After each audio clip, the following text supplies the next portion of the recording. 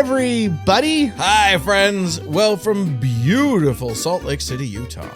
It's Thank God I'm Atheist, where we, a couple of goofball atheists, just try to make sense of religion and politics in these ever-changing, ever-stupid world.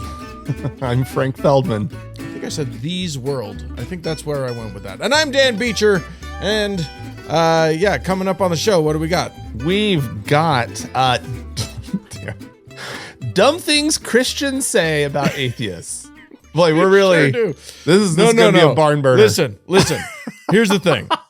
You guys know, and this is another plug because we really want you guys to help us out with this thing a little bit. You don't have to do much, but go to our YouTube channel. We've just started like reinvesting in it. Yeah, and we're all in. We're really trying here, right. And so we need all the help we can get to boost this thing.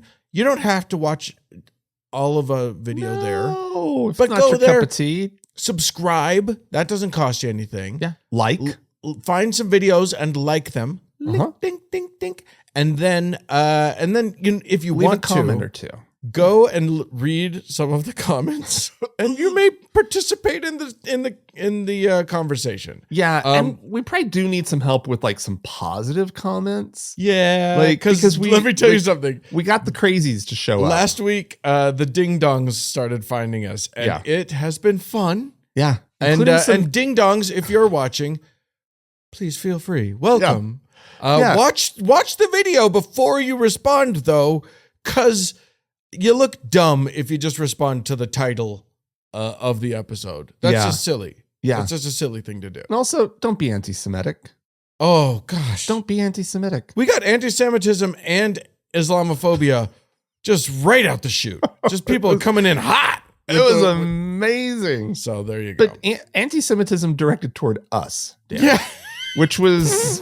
That was a kind of a new experience. Yeah, neither of us are Jewish. You have a name that can be Jewish. Yeah, Feldman's a Jewish last name. That's fine. You're not Jewish, so I'm not Jewish. But I like the way that you handled it, Dan, because like when somebody comes at you with anti-Semitism and you're not Jewish, the correct response is not, "Oh, I'm not Jewish." No, right? It's you defend against the anti-Semitism and worry about the rest later. Yeah, exactly. Like.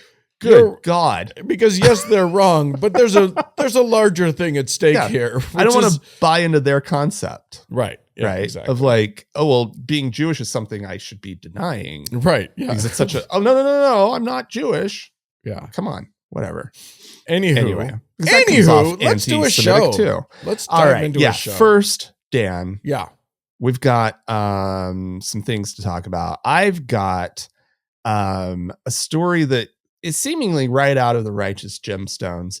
At least the name of the protagonist, Kirbyjon Caldwell. It's just that show is so ridiculous and somehow manages to be so spot on. How do you do it? I don't know. Because there's some. The fruit is ripe, is what I'm saying. You can stereotype these people. And they're not going to be that far off. Anyway, Houston pastor Kirbyjon Caldwell has returned to work at the megachurch that he helped establish and build up in Houston. Oh, thank God, because Houston was running short of pastors. So. And it's the Windsor Village Church. Oh.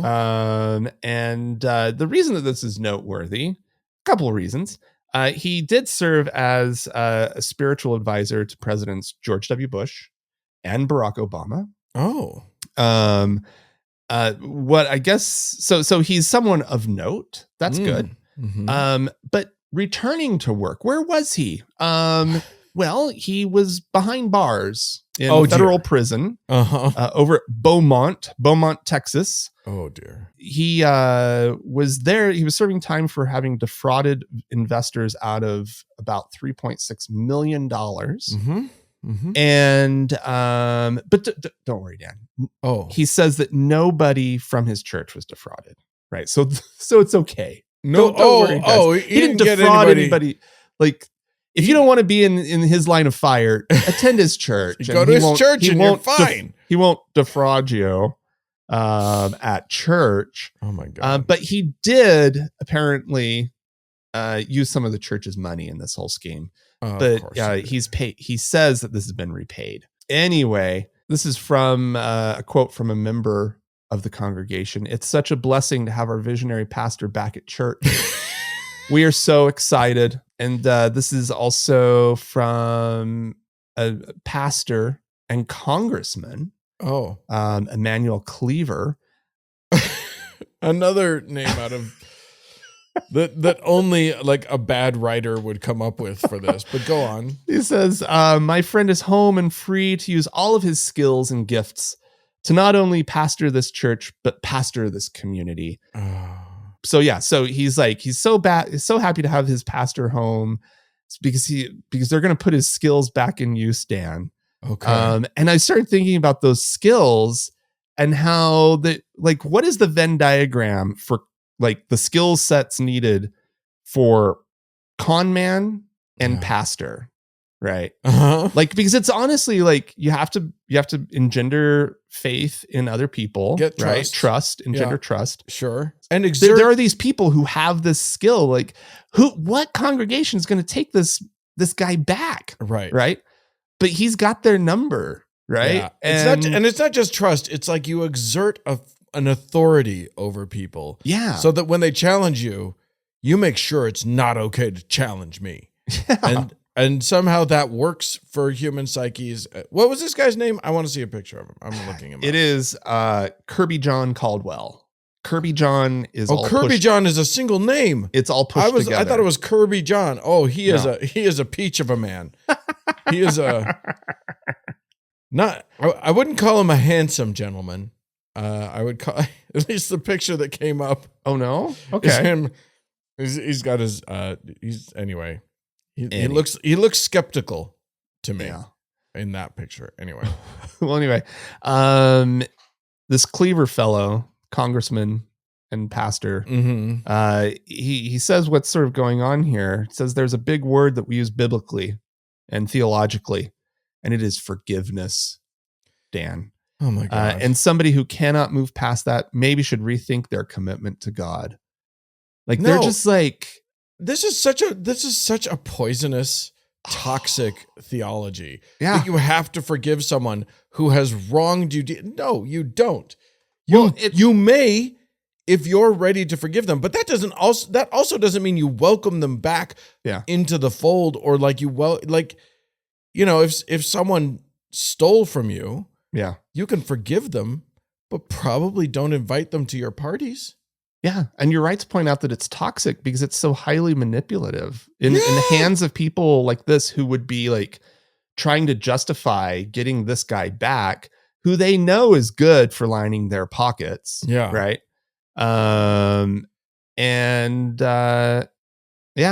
So yeah, it's really gross. It puts people in a bad place to guilt them into the idea that they need to forgive. I mean, the idea that a pastor could be a fraudster is just so shocking. Just so shocking. Hashtag it's facetious. It's just another con. Yeah. Right. People get into it because they see the easy money. The truly shocking thing is that this guy was already making a fortune at his first con, which is legal. Yeah. He has a legal con and he's making a fortune doing it. Stick to it. Don't get bored and go off and do another con that isn't legal. You make enough money. Yeah. And it's risky. And they were selling Chinese bonds. They were what was the scheme? It was really wild. They were bonds from the Republic of China, which doesn't exist anymore, right? Right. That's the pre-communist, that's the pre-1949 bonds. And it was this like crazy scheme, and they got $3.6 million. Oh my Lord. I mean, nuts. Man. Sometimes I look at my bank account and I think, why am I doing scruples still? Why am I still doing morals? Whatever. It sucks. We're going to get to that the second half of the show, Dan. That's true. Yeah. How could I even have any morals? We'll get to it. All right. I'm going to take us to Rome, a place with which you are eminently familiar. Love it. Beautiful city. But specifically, actually, to the Holy See, Vatican City, the only country that's called a city. It's a very confusing place. Yeah. It's a city. It's a country. It's a sea. Who knows? Who knows what it is? Anyway, it's about to become a carbon neutral country, a whole country that is carbon neutral. A lot of good that's going to do. Yeah. I mean, I applaud the move. Right. Like, we should not discourage anybody from a country. The country that takes good up things for the environment.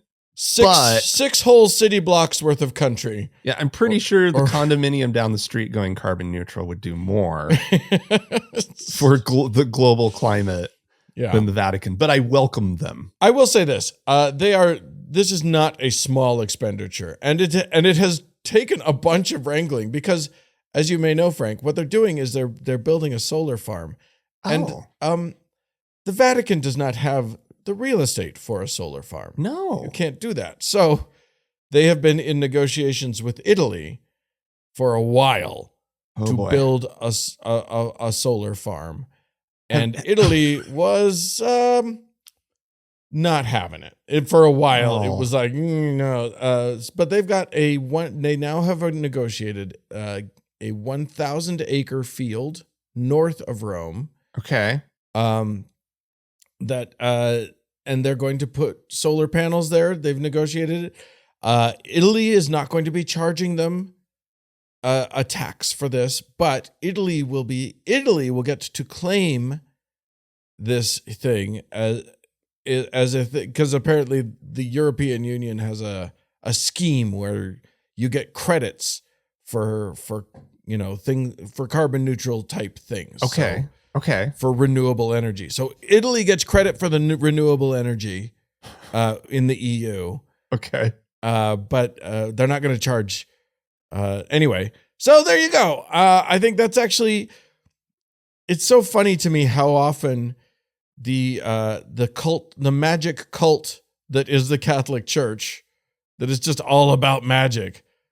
It's funny to me when they get good with some of the science. Which they do a percentage of the time. They're like, yeah, you know what? Global warming's real. Yeah.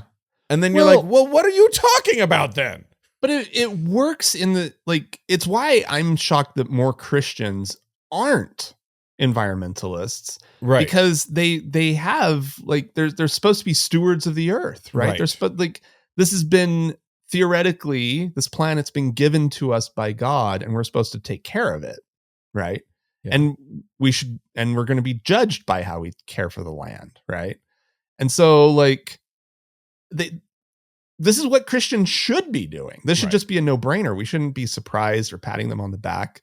They're just doing what they're supposed to be doing. Yeah. But I wonder if during these negotiations they ever pulled out all of this land used to be ours. They did. They did. Would you give us a piece of the Papal States back? Did they say something? It was basically I mean, there was just some argument that was I can't find this it. used to be ours.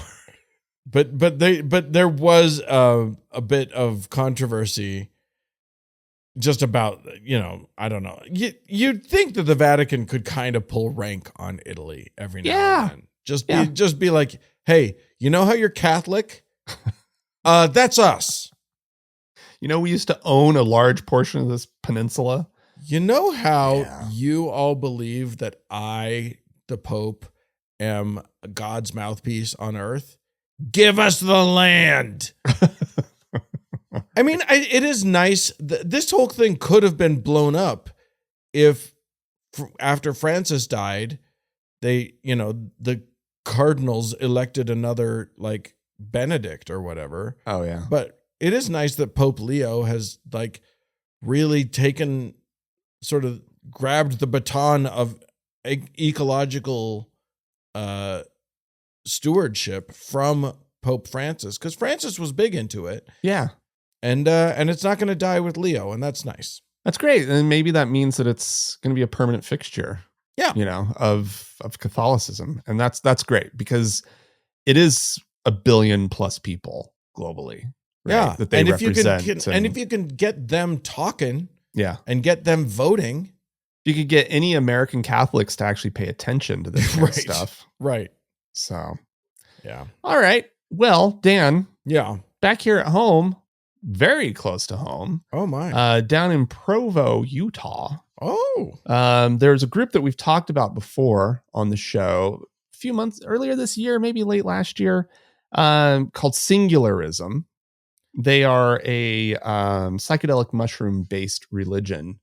They're popping up like, I don't know, funguses. I would what's the word I'm looking for? Anyway, the police in Provo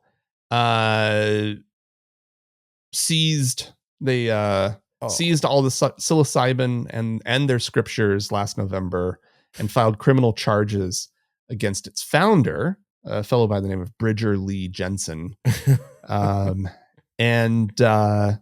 Basically they're saying that singularism is motivated by a desire to sell illegal drugs, not to practice and promote a religious faith.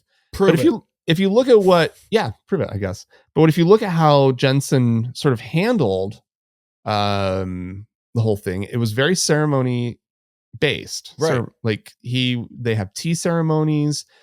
These are guided experiences that people come in. They write down sort of what they see, or like insights, and that's the scriptures, right? Yeah. And so everybody sort of adds to the scriptures as they have their experiences by sharing the insights that they've Sounds found, religious to right? me. And so, like, how much of this he's crafted in order to make it seem religious, and how much is actually, sincerely held by him as a belief system. It's by state law that was passed back in 2024. It's really not the state's business to try to parse that out. Right. In 2024, Utah, our legislature, passed a state level Religious Freedom Restoration Act. Right. like it was really needed. But what we needed in Utah was a RFRA. We needed more religious. We needed the big religion here to be even more free. Yeah, right? It didn't have enough control over everything. Yeah. And I think the reaction generally to this has been, oh shit, maybe we went too far, right? And also, they clearly a Religious Freedom Restoration Act is not about expanding true religious freedom. It's about securing the majority's power and influence and freedom to do whatever the fuck they want. Right. It's about making sure that nobody can look over that group's shoulder. Right. And they don't like the consequence of nobody being able to look into weirdo groups. Well, anyway, a federal judge has made a ruling in favor of singularism. Saying that the prosecution has already caused singularism to lose many of its practitioners and affiliates, and forcing plaintiffs to wait until the conclusion of the criminal proceedings to secure their free exercise rights would be the equivalent of issuing a death warrant for their nascent religion, the judge wrote. Yeah. And so, this judge has clearly read the law that our dumb state legislature passed, and it's just like, this is what you guys asked for. And so I'm not going to get in the way of this. You wrote it to where there's like the state can't intervene. They're saying they're a religion. We can't really look into it. Right. We can't judge and use our own reasoning, our own good reason to say it's obviously a sham. Right? I hate that these laws have put us in this position, because what it means is when you carve out special rules that only apply to religion. Yeah. Like, obviously, I'm opposed to that because I think everybody should be playing by the same rules. I think the law should apply to everyone equally. Mm-hmm. But then it's like, but if you're gonna do it, now I'm in the position of defending certain religions and even religions that I think are dumb. Mm-hmm. I mean, I think all religions are dumb, but even religions that I think are like really genuinely bullshit, but whatever. Because you can't have it both ways, you ding-dongs. Yeah. Yeah. Not under the rule of law. I mean, I think that mushrooms should be legal, and I think they should be regulated properly. And I think that, like, we're missing out on the opportunity to actually, like, regulate them well by making them illegal. But if you're going to do it, then if you're going to do the religious freedom thing in scare quotes, because that's not what we're really talking about. Right. We're just talking about, like, you don't get to do oversight to us. Right. Then shut the fuck up and take your lumps. Yeah. Well, I think this clearly is boding very well for the group that we talked about last week on the show that's doing the sex church. Yeah. Right. It's a swinger church. It's a swinging club, right? Yeah. Swingers club. And like this seems, I'm not a lawyer, I'm not a legal expert, right? Like, but this just seems like it bodes really well for that as well. Like, for everything. If they're going to write these laws, we might as well take advantage of them. Yeah. Or people out there might as well take advantage of them. If there's something that they're trying to do, fucking that everybody should is going to run afoul of the rest of law. Every official organization, every registered organization in the country should be a religion at this point. Do you have a cookie shop? Now you have a cookie religion. Don't and then they get can't in do here anything. with your health department. Get out of here. Get out of here. I don't want to. One of the tenets of this faith is to handle this dough with my dirty fingers, or just not to talk to you. The tenets of my faith is that I don't have to let you in. And I want to be, I want to do well with the health code, but you're not invited here. Or just no oversight. And also, I'm not paying taxes. Do you hold a cookie recommend? You don't? Oh. I can't let you in. I'm afraid you're not a member of cookieism. Did you pay your cookie tithing? No? Then you don't get a cookie. No cookie for you. Oh, speaking of me being of two minds about a topic, because I don't think churches should get special treatment, but also this, I'm going to take us here in these United States. We are a fascist country now. I don't like it, but it's true. And part of the fascism, part of the way that we know that this is fascism, is that masked and unidentified people are coming into our communities and kidnapping people, not charging them with anything, and deporting them to gulags in other countries. Right. Yeah. Okay. That's not a legal thing to do. That's not a constitutionally allowed thing to do in these United States, but it's happening, and it's being sanctioned by our government. Yeah. And, I am, of course, talking about ICE. I'm talking about the Department of what is the department that ICE answers to? Anyway, it's the DHS. It's a bunch of bad guys is all it has become. They are not helping to keep our borders secure and keep our borders orderly, which should be their mandate. They are just kidnapping brown people and throwing them away. Right. And that's not okay. And that is literally the only way to describe what they're doing, if we're being honest. And one of the things that they are doing that is outraging the religious folks, they're doing it at churches. Not a lot, but every now and then, listen, if you want to go find a bunch of Latinos, go to a church, go to a Catholic church. They're very churchy as a community. And so people are, and so ICE is. They have gone to several churches and just yoinked people out of churches, and suddenly the pastors and priests are up in arms about this. Yeah, because traditionally we're special. You can't come here and do it. Of course, you could do it at a workplace, or you could do it at a coffee shop or a Home Depot parking lot. You can't do that here.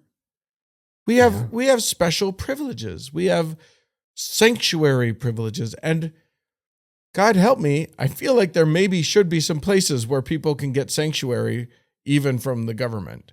I don't know how that could work. I'm of two minds.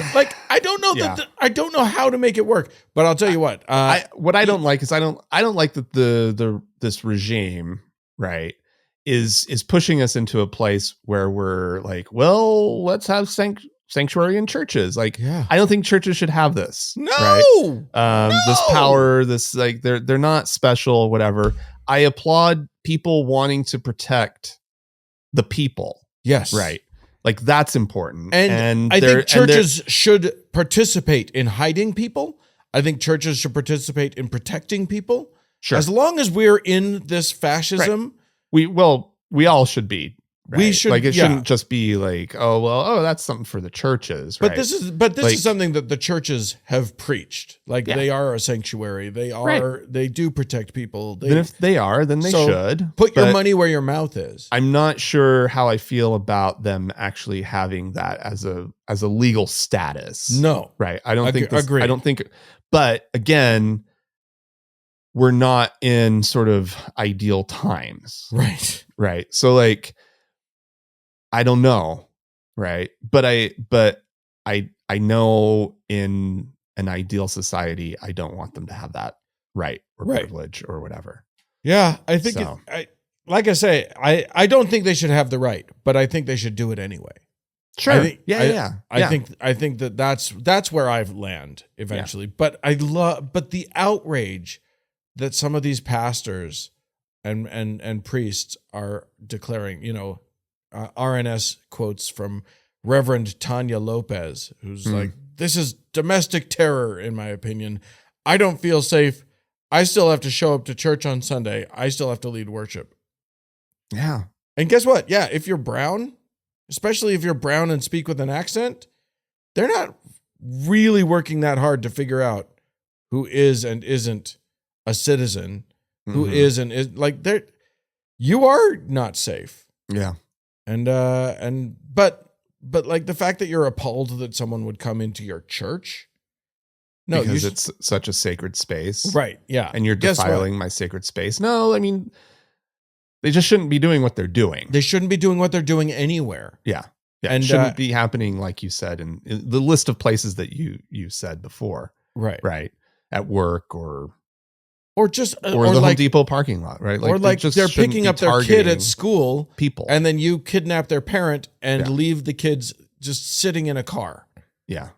Parentless now. Yeah. To be scooped up by a cruel system. Right. Like, you can have an argument about immigration. Right. Right. And a deportation process. And whatever that process is. And that's not what we're talking about here. No. We're talking about the inhumane treatment of these people who've come to this country under the auspices that we didn't do this kind of stuff. Right. Seeking refuge, seeking a better life. That we have in the past treated people with more dignity. Yeah. Right. And for the rug to be pulled out from under them is wrong. And we have processes for these, and it's considered due process. They are owed they are owed the process. Like, constitutionally, they are owed the process. Yeah. And what baffles me is that people can't figure out that if it's happening to them, whoever the they is, it can happen to you. It can happen to anyone, because without due process, I've seen so many people who are like, well, it's only happening to illegals. And it's like, but if it's happening, first of all, people are not illegal. Humans are not defined by a legal status. But second of all, if they scooped you up in a raid, Right. what choice would you have if this is okay? Right. Well, I'd show my ID. No one's asking for ID. Right. No one's looking. If Right. they choose to just get you out and deport you to another country, Right. and then claim that they have no jurisdiction there, so there's nothing they can do, what recourse do you have? No one has any rights if we don't all have rights. Well, correct. And the Constitution, in this country, the Constitution is applied equally whether you're a citizen or not. Yeah. That's a hallmark of There are system. certain aspects that are only for citizens. The right to vote is only for citizens. Sure, but that's granted to citizens. And it says specifically the word citizen in the language. Right. But like all of like your due process and all of that is extended to everyone in the country, not every human just being to citizens whose feet are on this ground. Yeah. Anywho, if you don't have feet, you're out of luck. Dan, it's a joke. That's Go. a horrible thing to say. Missouri, Dan, or misery, misery itself, yeah, is about to follow the admonition of Donald Trump. Oh, good. And following Texas into this strange and mistimed redistricting. Yes. Like this is something we do every 10 years. We redistrict in this country after the census comes out, and we realign the congressional map. Right. Most of the time we jury rig the gerrymander everything. Or gerrymander. Yeah. We gerrymander the map to which, benefit by the way, whoever's already in power so that they can hold on to power. Yeah. Almost everybody does it. Right. And can we just say across the board, regardless of who's doing it, gerrymandering, redrawing district lines to favor the party that is in power is corruption. It's wrong. Always, every single time. That is corrupt. Yeah. Why the Supreme Court could not figure that out the multiple times this has come before them. Yeah. That it is wrong. It's just wrong. It is not a way to run a democracy. No. We could just go on and on as to why gerrymandering is wrong. Yeah. But it is particularly wrong when you're doing it so incredibly blatantly, and when we don't do it just because you want the next congressional elections to go better for you than they did last time. And so Missouri has come forward and saying that they're going to do it. And this, to be honest, really wouldn't be fodder for the show because it's just strictly political, unless you get somebody like Cindy O'Loughlin, she's a state senator in Missouri and the president pro tem of the Senate. Yeah. Because she's a senator. She's a fancy pants is what she is. So she's a top official in the state, a leader. Elected official. And she was on the radio, I believe is where this quote's coming from, where she was talking about the governor, because they need the governor to call a special session so that they can get this work done. And something tells me they do not have the problem that Texas has, where there are enough Democrats to run away, to flee, and not give them a quorum. Well, yeah, I don't know what the tactics for the Democrats have available to them to stand up to this. Right. But she said this about the governor, and as to why she believes he's going to call the session. He wants to be sure Missouri's representation matches Missouri's Christian conservative majority, she said. Yeah. Which is remarkable. I looked up the religious demographics of the state because I was like, well, fuck them. Like, I mean, it seems like Missouri is she's probably not wrong. Yeah. It's definitely Christian, like majority Christian. What do you think the percentage of Missouri is Christian? I mean, I'm trying to think of like, does Missouri has what, 2 large cities? Correct. Yeah. St. Louis and Kansas City. Correct. Yeah. So like those, and then the rest of Missouri is basically empty. So I mean, filled with Republicans. Yeah. So the question is, what percent are Christian? Yeah. I'm still going to say 75. 62%. Really? Yeah. 4% other. There was no other group outside of Christian that could get even 1%. But that leaves 33% of the state that's religiously unaffiliated. Yeah. And that's terrifying, Dan. That's the nuns. That's us. Yeah. Right. Yeah. And so I guess they do have something to be concerned about as far as maintaining that. Now, as far as like how this could possibly go, right now they have 8 representatives in the House of Representatives in Washington, D.C. Oh, okay. So they have 8. 6 of them are Republican. And when they redrew the map back in, I guess it was 2022 when they approved it, based on the 2020 census numbers. Yeah. So they were pretty convinced when they drew that map that it was going to be a 7-1 map, right? Instead of the 6-2 that they currently have. They weren't right. Right. They didn't get it right. And they got a 6-2 map, instead of a 7-1. And so you actually have some Republicans saying we may not want to do this, right? Because a 7-1, your next 7-1 map could just as easily be a 5-3 map. Yeah. Right. We're clearly bad at this. Yeah. Let's not do it. Let's not tempt fate here. They have some districts that just like the state is just not as Republican as their representation would suggest, like everywhere, right? California is not as democratic as their representation in Washington would suggest. Right. Right. It is a very democratic state, right? It has a strong democratic majority. Right. It almost always goes for historically since whenever goes for the Democratic presidential candidate, so forth and so on. Right.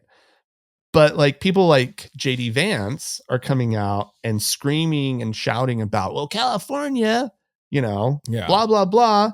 And trying to call for the ungerrymander of California. And it's like, well, look at yourself. Yeah. Right.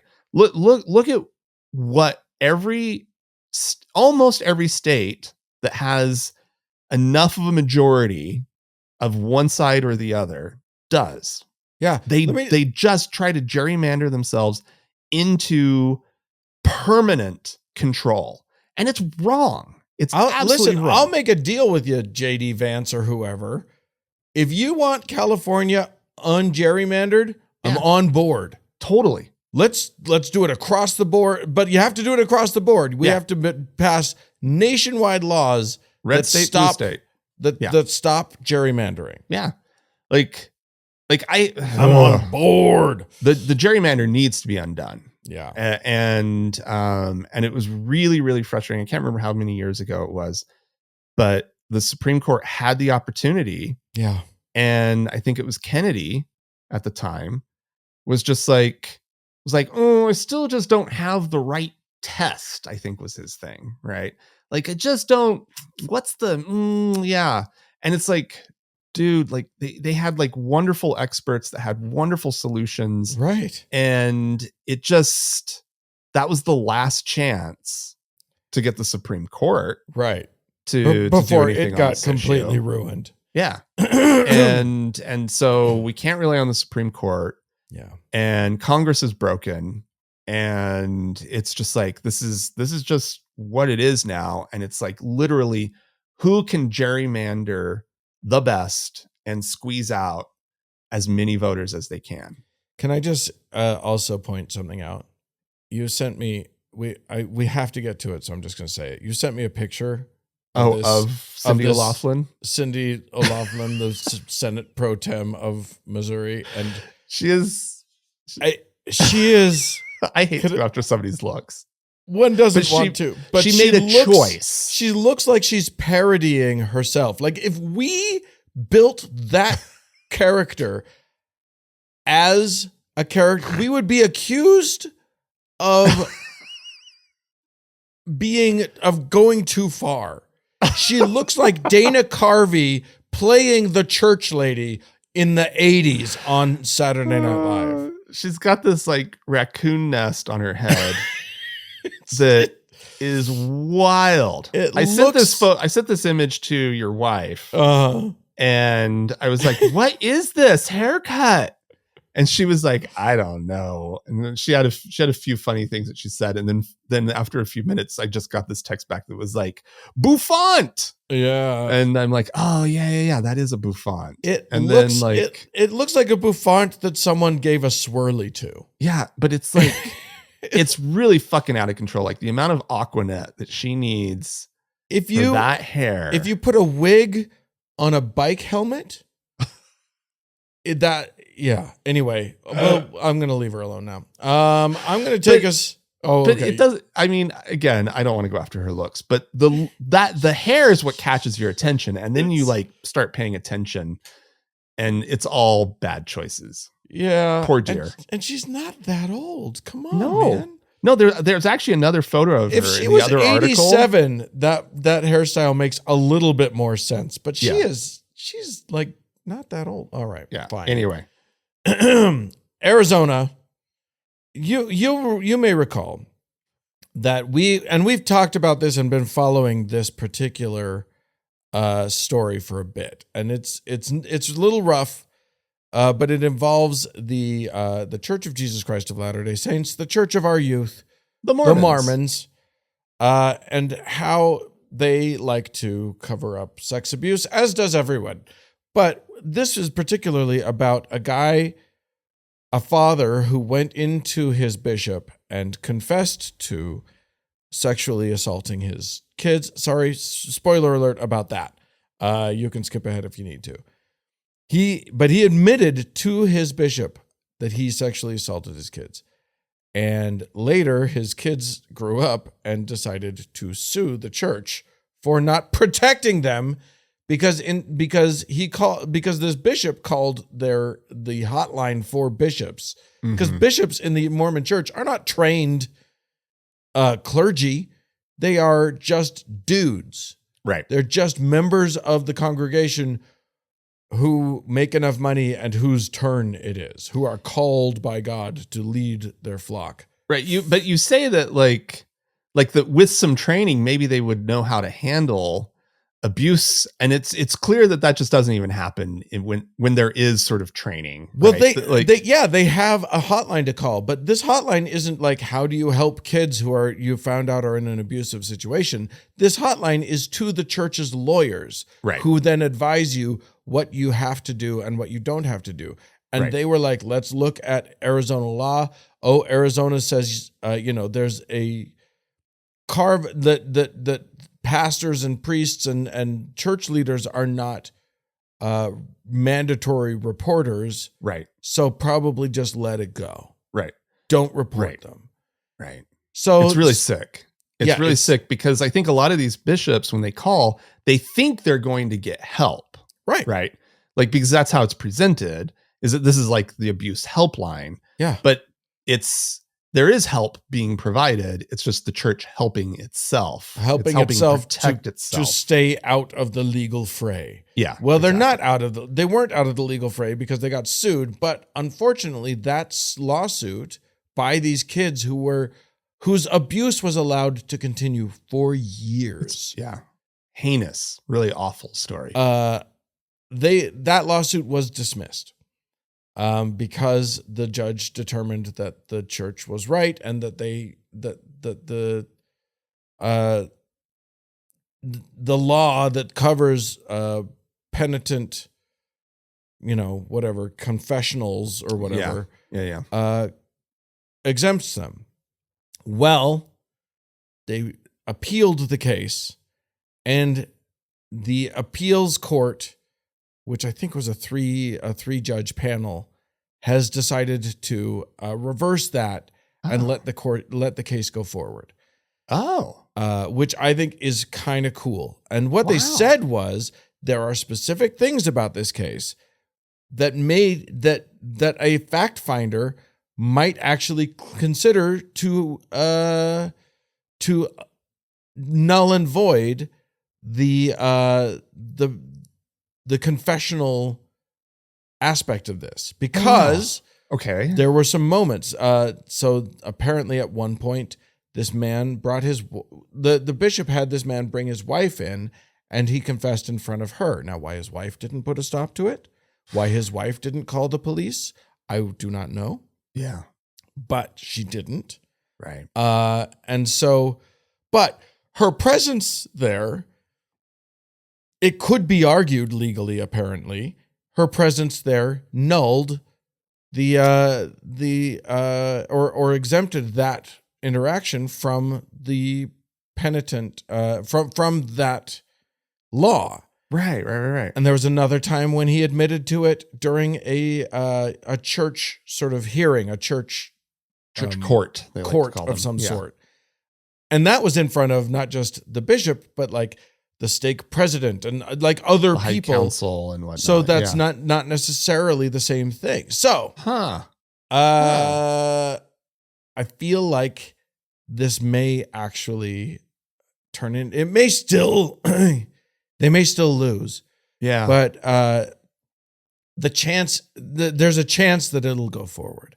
That is a good turn in this story, because I mean, my hope, and I do hope that these particular people get a solid, get some remuneration from this wealthy church.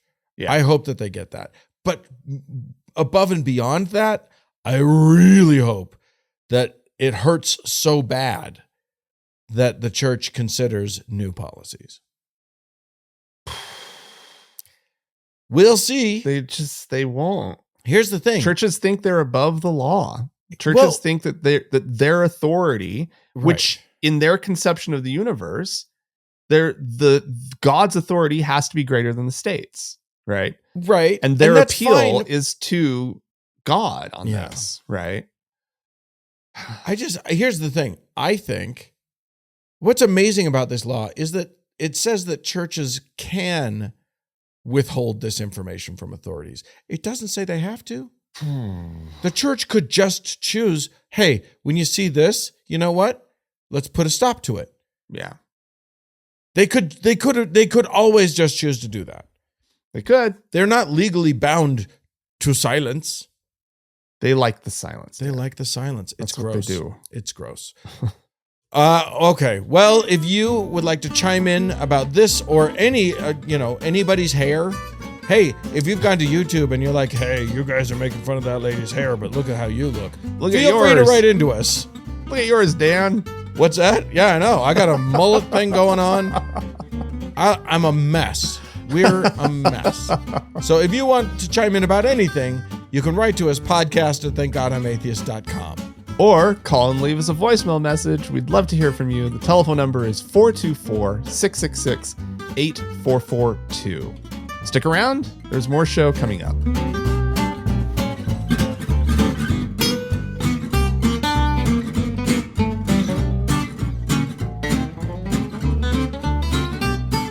Well, Frank, we had some folks write into us. Let's dive into that. This is from Fred, who says, Frank and Dan, I don't know what costs are involved in getting an atheist float for the 2026 Days of 47 parade. But if you can raise enough interest, I hereby pledge/promise you can count on me for a match of the first $1,000 raised. Ooh, this is getting real, you guys. I love it. I think we should do it. Here's what I realized. Frank, you and I have spoken privately about the fact that there's no way they're going to let us do a float in the parade. There's absolutely no chance. They would never let us anywhere near it. But if atheism wasn't the theme of the float, it was just sponsored by us, and we just put because that's the thing. It's the theme of the float can be whatever. Right. And then all of these floats just have like, sponsored by, this was the South Jordan West third ward or whatever. They will see the word. This is not a reason why we shouldn't submit an application. Right. But they're going to see the word atheist. This is my prediction. And they're going to just be like, nope. Yeah, they're probably going to nope us. I was thinking the way to do it, but it just doesn't carry the same cachet, is to like go to a group like Sunday Assembly or one of those atheists get together on Sunday groups. Right. The name of the other one's escaping me, and I feel bad because Oasis. It's a good group. Oasis, yeah. Go to one of them and be like, hey, we would like to help you guys. Let's all work together. Yeah, do a float, and it will be atheists in the Pioneer Day Parade, and maybe we can like do a press release so that we can like get a little bit of attention. Yeah. And so that so it doesn't just like get lost and like people are like, what is Oasis? I mean, most of the people would be like, what is Oasis? But to at least get some coverage. What you got to do, and maybe this is, I'm interested in this. If we get Oasis to do it, and then Oasis, and then they approve it. Yeah. Then we announce it and we do the press release and we try and get some publicity about the thing. Then there's pressure on them to both. There will be plenty of pressure on them to kick us out, but there will be also pressure on them to leave us in. Right. And like they'll have to wrestle with, how does this look? What's going on? I think that's an interesting thing. I think we should push them into that position, but I don't think. But we're not going to try and raise any money just yet. No. And nor do we know, whether these offers of support would extend to that idea. Yeah. But I think that's the way in. I think you go to a group that is atheist and help them do it. Yeah. And then in the news story, thank God I'm atheist, right? It was emblazoned across. Although once the float's up and running, they can't stop us from doing a QR code. Oh, yeah, that's true. Like we could be wearing, we could all don shirts that have a QR code on it after the parade starts rolling. Well, we could put a QR code on the side. The people in charge are not savvy enough to know how to check a QR code. I guarantee you we can talk about this offline. I guarantee you they see a QR code, they're going to scan it and see where it goes. Anyway, we're still exploring, so you guys can feel free to chime in on this too. Fred, thank you so much for your pledge. Fred did say, by the way, the big question is, what is the theme? Fred says, I want it to be clever, but not particularly offensive. And that's the truth. Yeah. We have to be clever and not particularly offensive, or shit's not going to happen. Well, it's we have to pioneer something. Yeah. Because they're big into the pioneer thing, and pioneering independent thinking. I mean, it can be about science. It could be It just pioneer. We'll figure something out. We can even, anyway. All right.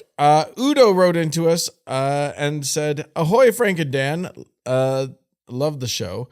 The story about AI generating sermons sparked an idea I'd love to share with you.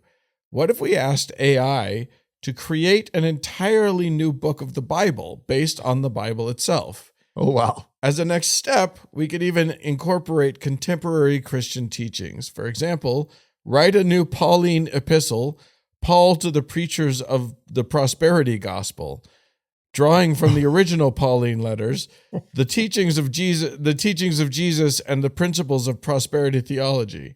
What do you think?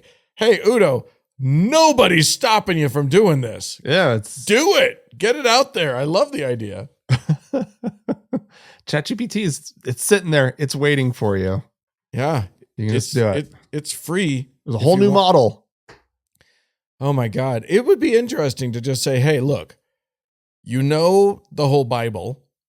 You even know what all of the people say about the Bible. So go ahead and write a new chapter. I suspect you'd have to be clever in how you phrase it, because just the stuff that I'm doing with using ChatGPT to kind of help me like brainstorm like how to like episode descriptions and that kind of stuff, and blah blah. Don't admit to that. Oh, I mean, no. I have it help me do it because it's really helpful. I have to correct it like mad. I have to rewrite stuff so that it's accurate. But as far as like giving me a rough draft, oh my God, it's so handy. Yeah. But last week's episode, I was running up against some of its censors. I don't know what it was triggering, but it would start writing and then it would stop and it would be like, oh, this unfortunately I can't continue because this violates some of our community standards and blah, blah, blah, blah, blah. And I'm like, because it had already written one, I was just having it like rephrase some stuff. Mm-hmm. And I'm like, you did it once. That's your rephrasing that crossed the line. I didn't tell you to cross the line. But there was something in there that was really close to ticking it off. And it shut me down. And so I had to rephrase some stuff. And like I think they're building in some very sensitive religious barriers so that people can't do things that are like offensive or whatnot. Midjourney is the same way. Artwork for our thumbnails, right? Like I can't ask it to do a picture of Jesus that gets too specific. Yeah. I can say generate a picture of Jesus and it will generate a picture of Jesus. But if I'm like, I want it to be a Ken doll with just a smooth bump downstairs, it's like, I can't do that. If you want to see these brilliant concoctions, Frank, you build them, you put them together. You just have it build pieces for you. Please feel free to go to our YouTube page, our YouTube channel. Yeah, I just have it create like little elements, you know, and then I cut and paste and put them in. And they're delightful. They're just delightful. Yeah. All right. Well, do we have some folks to thank? We do, Dan. We have a new patron on Patreon. Ooh. Beverly is a teacher. Oh, well done, Beverly. So thank you, Beverly, very much. If you'd like to support the show, you can go to our website, thankgodimatheist.com/donate. Yeah. And there are options there for Patreon and for PayPal. We try to make it easy for you to help us out. And we really appreciate it when you do. If you donate at the right level, you can get the bonus content that we do every single week, the Frank and Dan Diary. Diary. And also something that we are doing now for all patrons of the show is an early release. Yeah. That's coming out Wednesday evening instead of Thursday evening. So because we changed our day of the week. You may have noticed. Yeah. But if you want it a little bit earlier, you gotta give us money. So that's just another way of saying thank you for supporting the show. Yeah. And as always, Dan, we have our top donor to thank, our Lord and Savior, Alexandra. More show coming up.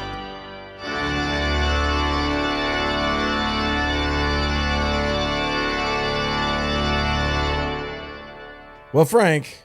Dan. I mean, I don't know if I've mentioned it yet on this week's episode, but we have a YouTube channel. Okay.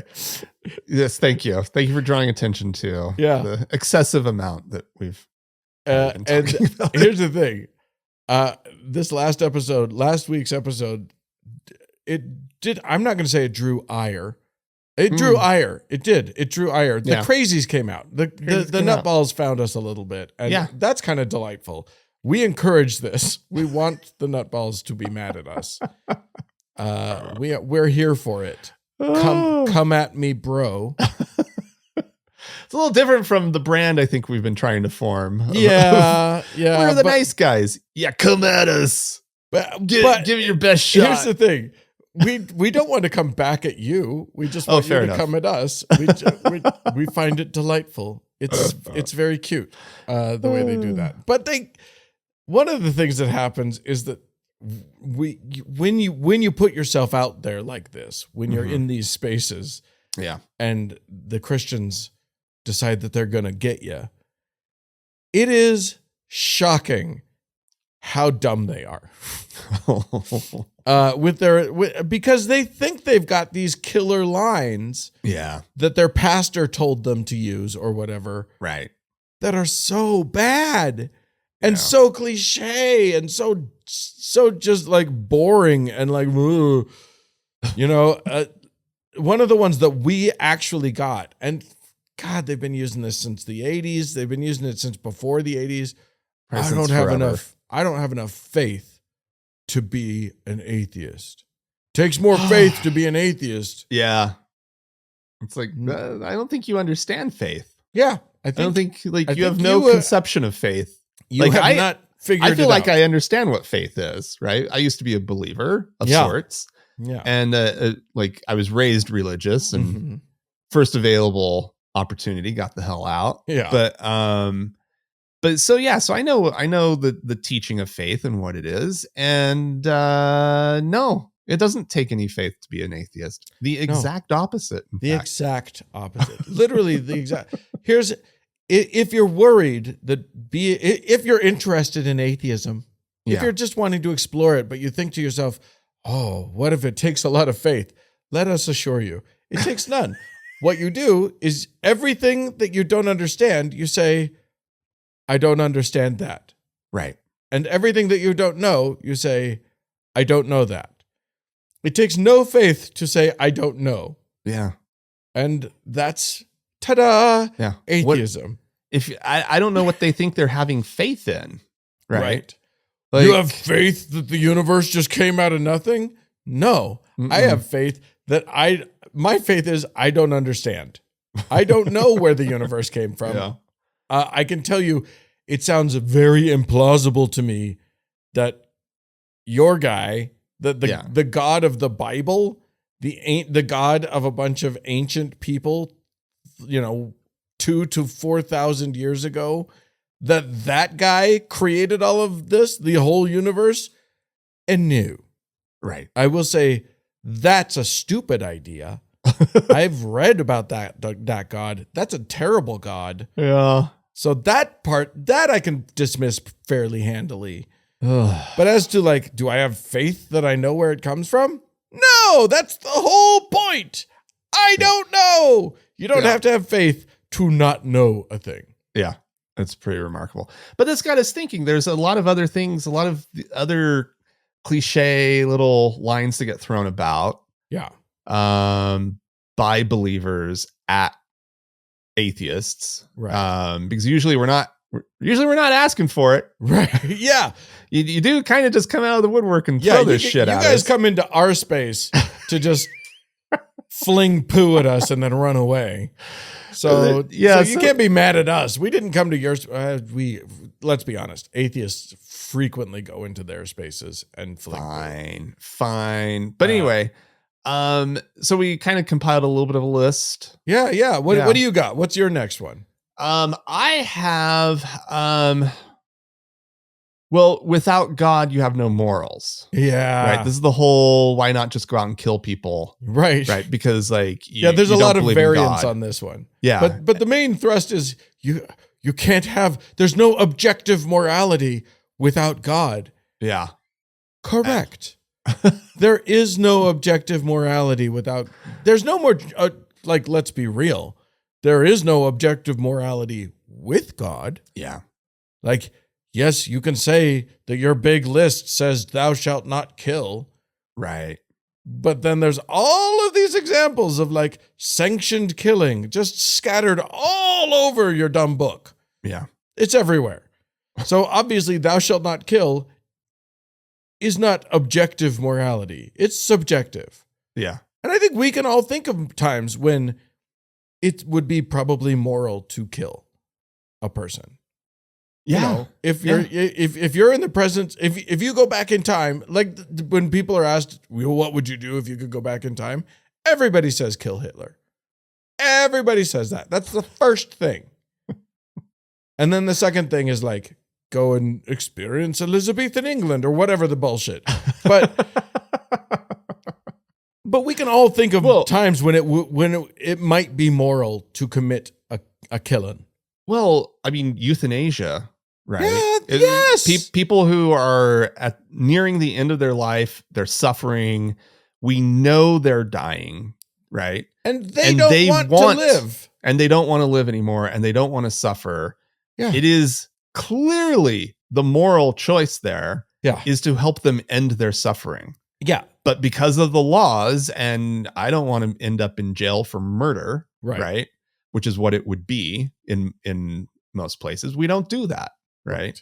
And that's objectively stupid. Yeah. And usually those laws are based on some religious edict that somebody had, like, you know, you can't kill people, and it's like that's obvious, objectively stupid. Yeah.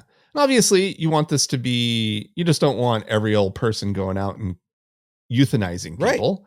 Right. You set up a system where doctors are empowered to make these decisions, set, you know, in certain have some boundaries around it. The person is asking for it, blah, blah, blah. Like, yeah, sure. Plenty of places have done it. It works fine. That's moral. Yeah. Right? Yeah. The problem is that with God, because morals are inherently objective things, it's undeniable that there's no such thing as objective morals. Yeah. Morals are always subjective. Having a God fucks up morality, just period. When you have an arbiter who doesn't come, it's not like he shows up in the moment to let us know what the right thing to do is. He's been, absentee moral arbiter for 2,000 plus years. Yeah. Having a God is actually makes morals worse. Yeah. Just inherently. Yeah, I think I agree with you. Another one on my list has to do with sort of anger with God. You must right. Yes. You must be angry at God, right? Or why are you angry at God? Yeah. Right? There's a few different ways that one gets thrown around, and it's just like, no, I don't believe in God. Yeah. I'm not angry at something that isn't there. Right. Yeah. Right. I also don't believe in Santa Claus, and therefore have no feelings, anger or otherwise, about that guy. I am really ticked off at the Easter Bunny though, Dan. Well, that guy can go fuck himself. What is wrong with him? Right. But I'm not angry at Zeus. I'm not angry at leprechauns. I'm not angry at. Are you mad at Zeus? Weird believer person? What?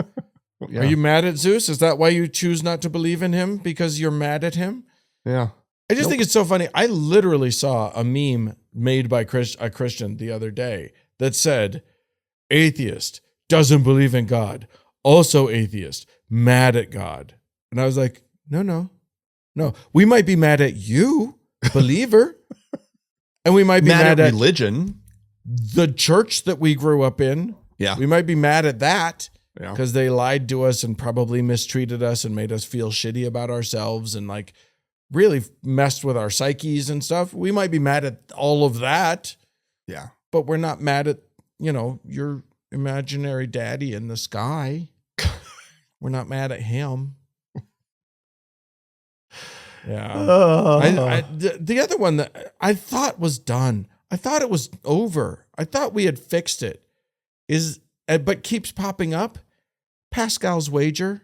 Oh, what if you're wrong? But what if you're wrong? And Pascal's wager worked basically. They do the Punnett square of like, if you're a believer and you're right, then you go to heaven. And if you're a believer and you're wrong, then nothing happens. But if you're an atheist and you're right, nothing happens. And if you're an atheist and you're wrong, then you go to hell. Right. And if those were the only possible options, that might be a compelling argument. Yeah. Those aren't the only I find that the best refutation of Pascal's wager that has ever been presented was presented by one philosopher, Homer Simpson, who was like, but what if we got the wrong God? Then we're just making him madder and madder every time we go to church. There's thousands of gods proposed, my friend. Right. If you're believing in Christian God and Allah is the correct answer, you're in just as much trouble as we are. Yeah. Feels like for you to play this out correctly, you need to go to mosque, go to temple, go to church. What? Yeah. Right. Go sit with go pray to Vishnu. Yeah. Because go do all of them. Go do Buddhism. Because that's the way that actually works if you play it out. Right. Is you have to do all of them. Has to be enormous in order to make sure you're hitting them all, so you've hit the right one at least once. Yeah. Right. Good luck. It just doesn't make any sense. Good luck. So, yeah. So what if we're wrong? Yes, correct. I guess I'll just have to do my best. Yeah, I know. Because you're not doing what if you're wrong. That's the other thing. If you're asking me what if I'm wrong, what if you're wrong? Yeah. But not just what if you're wrong about, atheist versus Christian. Right. There's just so many ways that you could be wrong here. Yeah. What if it's really the Mormons? Yeah. What if it's really the Seventh-day Adventists? Right. Like the Mormons in particular are very exclusive about they're right, everybody else is wrong. Mm-hmm. Right. Yeah. And fortunately, they're generous with what happens to the wrong people. Their conception of the universe, actually, right? Mormon afterlife is actually not the hellscape that the Catholics or whatever. If you're wrong and you end up in Mormon afterlife, you'll do okay. Yeah, you're fine. That's fine. That is nice about Mormons, but they're also certain that you're wrong. Yeah, they're so convinced. They are so certain. And they are so you're not going to end up in their best heaven.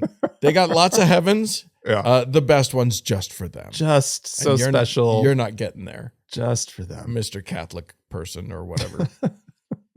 What else have you got? Do you have some other good ones? Yeah, one of them that popped up somewhere in our comments section was there's no such thing as atheists, because deep down God has witnessed in all of us that we know he's real, which I don't think you realize what you're saying here. Because I can tell you that I definitely don't believe in your God. So if he has witnessed in deep down inside of me, he's done a very bad job of it. He's really quiet, Dan. Like, what's wrong with him? You are supposed to be like, this is supposed to be an infallible, omnipotent, omniscient being. And he can't witness to me in a way that I can perceive it? What's going on? You're ill-prepared, Dan. You're not listening. You're not paying attention. The number of atheists that I know who are former believers who tried so fucking hard to believe and wanted it to be true and did not want to leave their religion and were looking for that witness everywhere. Mm-hmm. I'm one of them. I raised my hand there. Totally. I tried so fucking hard. Served a Mormon mission, Dan, over here. Yeah, we tried. Went to BYU because it just had to be true. If your God planted witnesses in us, and we should know because deep down it's real to us. Your God did a piss poor job of it. Yeah, because we looked. Yeah, and it wasn't there. But this is the thing. These people, without ever talking to an atheist in earnest, without ever listening to any atheist in earnest, they believe they have our number. Yeah. They think they know what's going on. They're certain of it. They're just certain of it. And they're just such dickheads about it. Yeah. Oh, Dan, but so here's the thing. We invite you, not you Christians out there who think you know about what atheists are thinking, what's going on with atheists. You let go of that until you've had earnest conversations where you actually listen. And you can't be a missionary and have an earnest conversation. If your whole goal is to preach the word of Jesus, you haven't had a conversation. You've been an obnoxious jerk. But if you want to actually understand something, you have to have a conversation. You have to listen. Yeah. And until you do that, you're just being a dick. So enjoy being a dick out there. Dan. Oh, was I rude? Well, you said a word they probably don't like. Oh, that is sad. That is. What if I drove them all away? Oh no. Dan, honest to God, our little show has existed in such a safe harbor of the corner of the internet that, like, for since the beginning, we don't attract a lot of the crazies. Like, every once in a while, someone will show up on the website and comment on something, or we'll get a negative review on iTunes or whatever. Yeah, from people who have not listened to the show at all. That's why you have to give us 5 stars, because even if you think we're a 4-star show, you have to counteract the 1-star reviews that we get constantly from people who just search the word atheist and then go and click 1 star angrily. But to my point, we were just in this like little safe corner, and we didn't get this. Are we ruining it? Like thrown at us. Yeah, and the first few episodes that we put up with video on YouTube, like a couple comments that were no big deal, whatever. And then we talk shit on the Shroud of Turin, and the nut jobs just fucking show up. They're so mad. And they're so pissed off at us, and they're slinging shit at us. Oh my God. And I was like, oh, I'd forgotten how much the internet can just what anonymity does for people. Yeah. Right. And how brave they get. And they come out and they say just the worst, shittiest stuff. We got called names. Anti-Semites were coming out. Yeah. Like, and it's just like, what in the fuck? I hate the anonymity of the internet. Like, we're here. Our faces, our first and last names are on this, right? And we're putting this out in the world.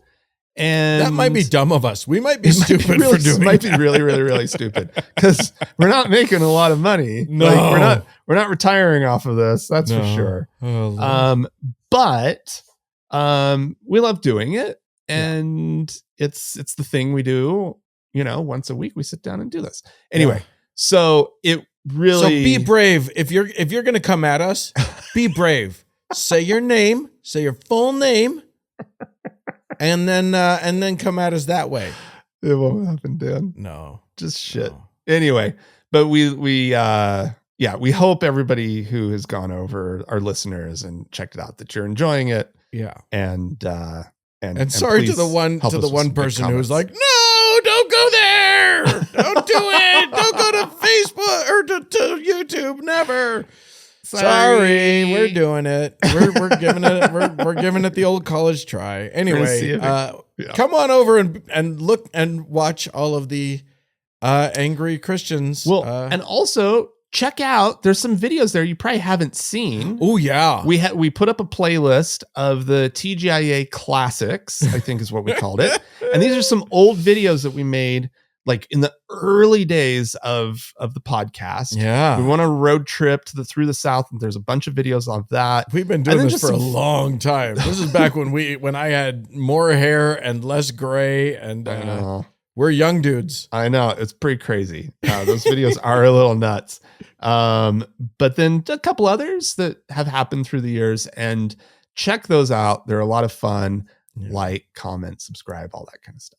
Yeah. All right. Well, I guess that's it for the show. If you would like to write into us, whether you are an angry atheist or a furious Christian, anyway, whoever, if you want to write into us, it's podcast@thankgodimatheist.com. Or call and leave us a voicemail message. The telephone number is 424-666-8442. To support the show, because we're so brave and putting our names out there into the world, you can go to thankgodimatheist.com/donate. This episode was edited by Roger Gowdy, and music was provided by the Red Rock Hot Club and Gordon Johnston. Yep. Hey, thanks for tuning in. We sure do appreciate ya. Thanks so much. Bye-bye.